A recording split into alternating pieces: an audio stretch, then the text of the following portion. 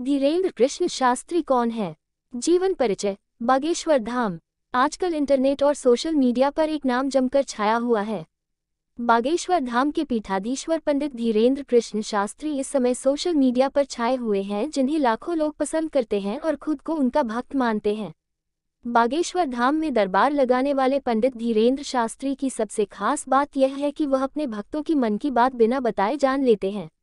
इसी खास वजह से लोगों का मानना है कि उन पर हनुमान जी की असीम कृपा है, जिसकी वजह से वह सबकी परिस्थितियां और उनके मन की बात जान लेते हैं। अपने इन चमत्कारों के चलते पंडित धीरेन्द्र कृष्ण शास्त्री समय के साथ साथ और भी ज्यादा लोकप्रिय होते जा रहे हैं। इस समय पंडित धीरेन्द्र कृष्ण शास्त्री केवल भारत ही नहीं बल्कि विदेशी लोगों के लिए भी आस्था का एक केंद्र बन चुके हैं। यहाँ तक कि कुछ लोग उन्हें हनुमान जी का अवतार भी बताते हैं। इन दिनों पंडित धीरेन्द्र कृष्ण शास्त्री अपने बयानों और विवादों को लेकर काफी चर्चा में हैं। आइए आज आपको इस वीडियो के जरिए पंडित धीरेन्द्र कृष्ण शास्त्री का जीवन परिचय बताते हैं।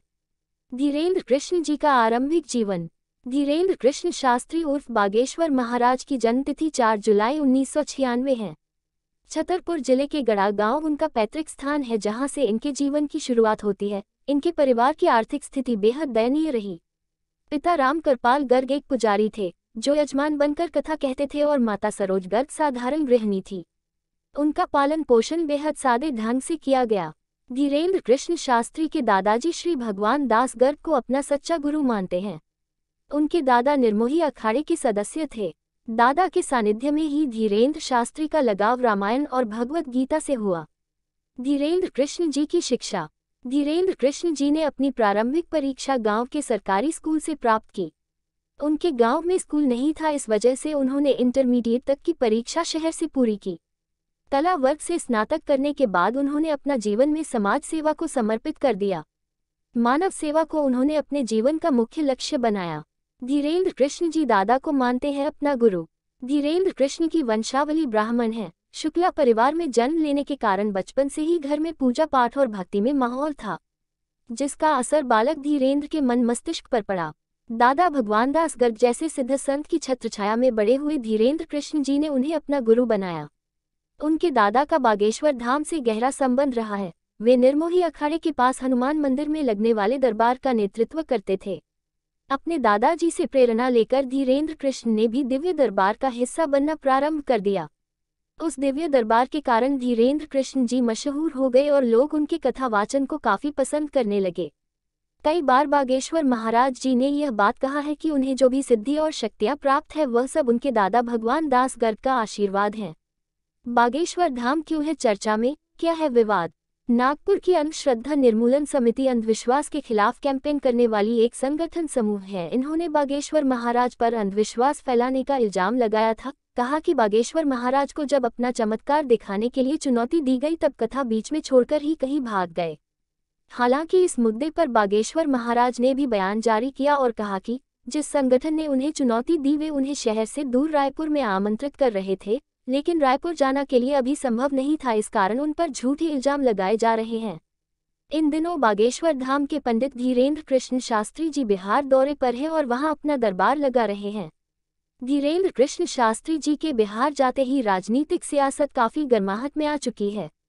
एक ओर जहां बिहार के क्षेत्रीय राजनीतिक संगठन उनके बिहार में आने का विरोध कर रहे हैं, उनके पोस्टरों पर कालिक पोत रहे हैं, तो वहीं दूसरी ओर बिहार की जनता का रुख पूरी तरह से पंडित धीरेन्द्र कृष्ण शास्त्री की ओर है। बिहार में आयोजित उनके दरबार में भारी संख्या में उपस्थित हो रहे हैं और अपनी अपनी समस्याएं उनके सामने रख रहे हैं। चमत्कारी है बाबा बागेश्वर। धीरेन्द्र कृष्ण शास्त्री उर्फ बागेश्वर महाराज का दावा है कि वे भक्तों की सारी विनतियों को सुनकर हनुमान जी के पास पहुंचाते हैं। लोगों का मानना है कि बाबा बागेश्वर भूत प्रेत भी भगाते हैं। भक्त सिर्फ पर्ची पर अपना नाम लिखकर बाबा बागेश्वर तक पहुंच जाते हैं और वह नाम पढ़कर बिना बोले उनकी सारी समस्या बता देते हैं।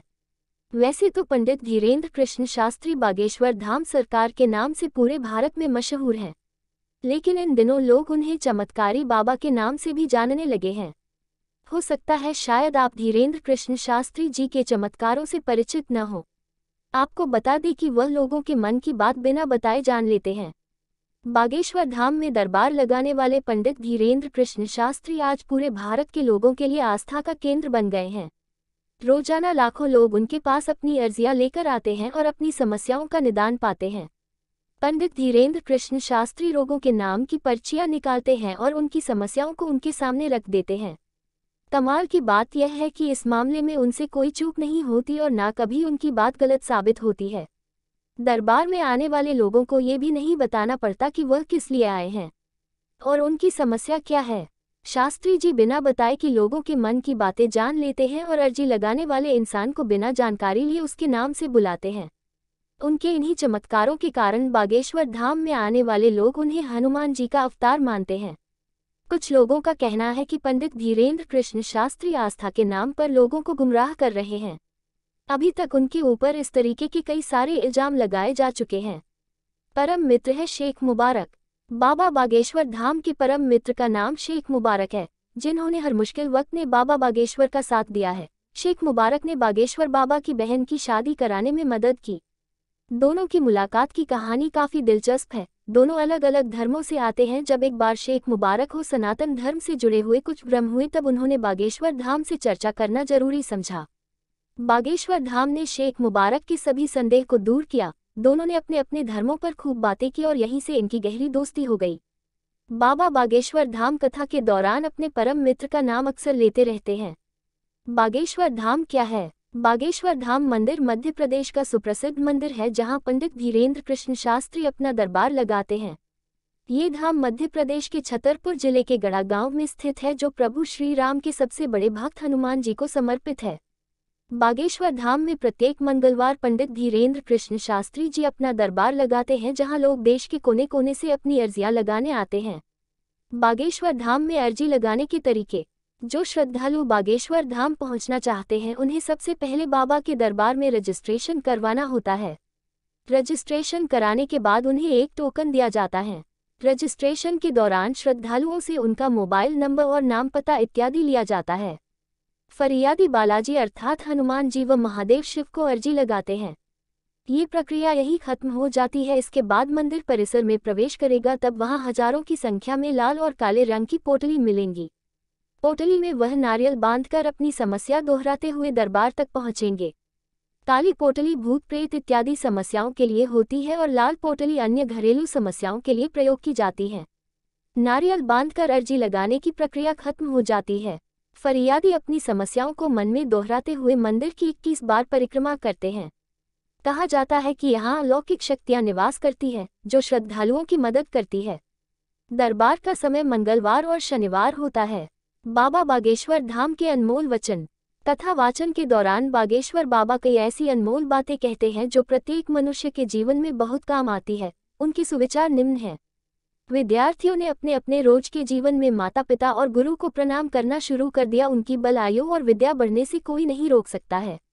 जो लोग हर समय अभाव के बारे में सोचते रहते हैं, उनको नहीं पता है कि यदि अभाव नहीं होगा तो प्रभाव का महत्व कभी नहीं पता चलेगा।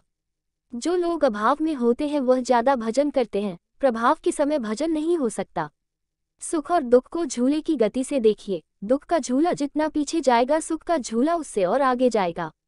प्रार्थना मनुष्य को हर बुरे समय से बचा सकती है। पंडित धीरेन्द्र कृष्ण शास्त्री को मिले सम्मान। साल 2022 में पंडित धीरेन्द्र कृष्ण शास्त्री जी को 3 पुरस्कारों से सम्मानित किया गया। जून 2022 में ब्रिटेन दौरे पर इन्हें संत शिरोमणि पुरस्कार के साथ साथ वर्ल्ड बुक ऑफ लंदन और वर्ल्ड बुक ऑफ यूरोप नामक पुरस्कारों से सम्मानित किया गया। 14 जून 2022 के दिन पंडित धीरेन्द्र कृष्ण शास्त्री को ये तीनों पुरस्कार ब्रिटिश संसद द्वारा दिए गए, जिस दौरान पूरा संसद जय श्री राम के नारों से गूंज उठा। पंडित धीरेन्द्र कृष्ण शास्त्री को मिले ये पुरस्कार भारत के लिए गौरव की बात है। पंडित धीरेन्द्र कृष्ण शास्त्री की कुल संपत्ति, नेटवर्थ। न्यूज़ और मीडिया रिपोर्ट्स के मुताबिक पंडित धीरेन्द्र शास्त्री की कुल संपत्ति 3.5 लाख रुपए प्रति माह बताई जा रही है। हालांकि कुछ रिपोर्ट्स में दावा किया गया है कि पंडित धीरेन्द्र कृष्ण शास्त्री की कुल संपत्ति तकरीबन 19.5 करोड़ रुपए है।